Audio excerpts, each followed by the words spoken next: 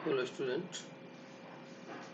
आज हम लोग की फीचर्स के अंतर्गत अगले जो फीचर्स हैं फंडामेंटल राइट्स एंड सेकुलरिज्म, इन दो फीचर्स के बारे में पढ़ेंगे।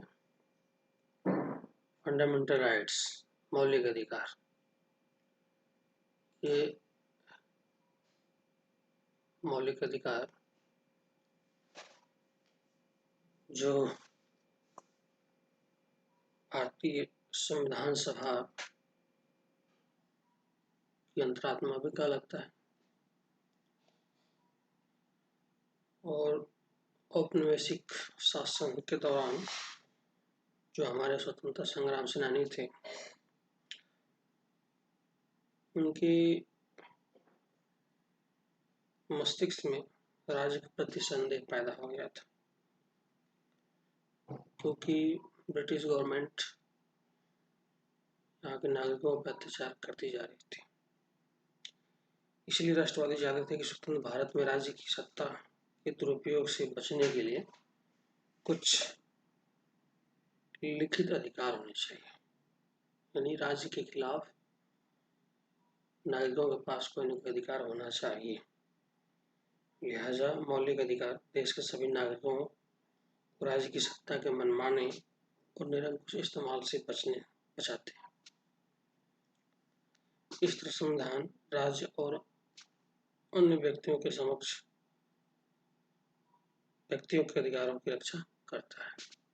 यानी जो फंडामेंटल राइट्स हैं वो व्यक्तियों को मिले हुए हैं, सिटीजन्स को मिले हुए हैं, राज्य के खिलाफ अगर वो मनमाना करता है कुछ तो ये अपना क्लेम कर सकते हैं, राज्य के खिलाफ जा सकते हैं।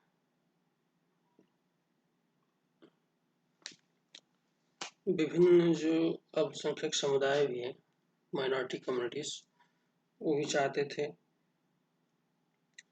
कि इस संविधान में ऐसे अधिकारों को शामिल किया जाए जो उनके समूह की रक्षा कर सके। फलस्वरूप जो मेजॉरिटी है यानी बहुसंख्यकों से अल्पसंख्यकों के अधिकारों की रक्षा का आश्वासन भी संविधान में दिया गया है। यानी जो माइनॉरिटी है उसको सुरक्षा की गई है, किसके खिलाफ? मेजॉरिटी के खिलाफ।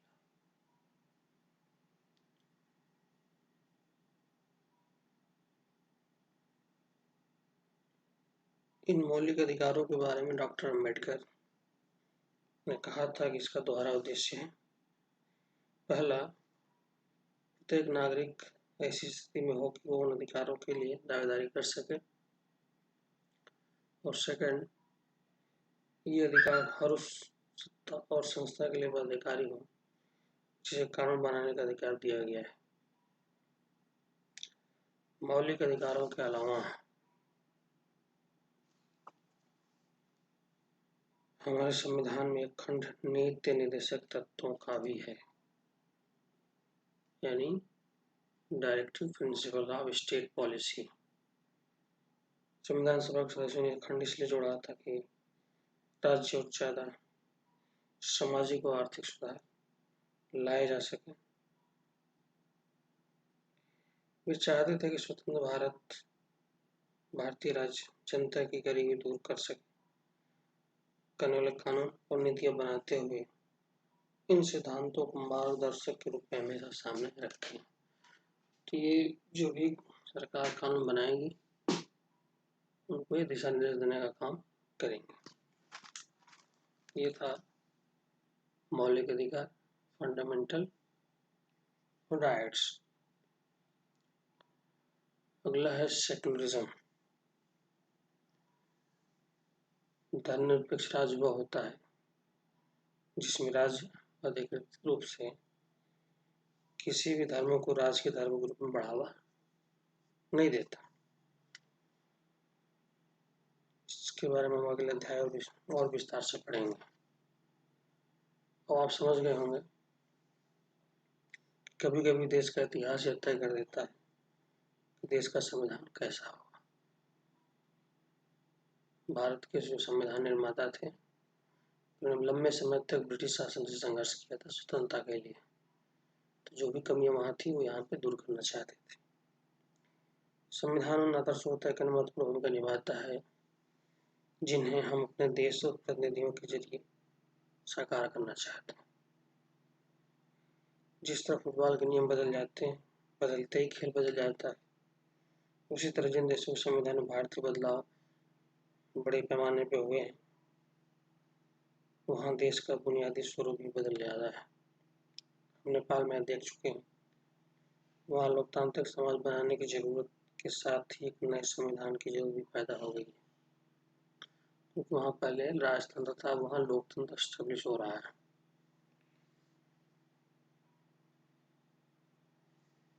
ऊपर हमने भारतीय संविधान के जिन आयामों का जिक्र किया, वे कई बार काफी जटिल दिखाई देते हैं और उन्हें समझने में मुश्किल भी होती है, लेकिन अभी आप इस बारे में ज़्यादा चिंतित न हो।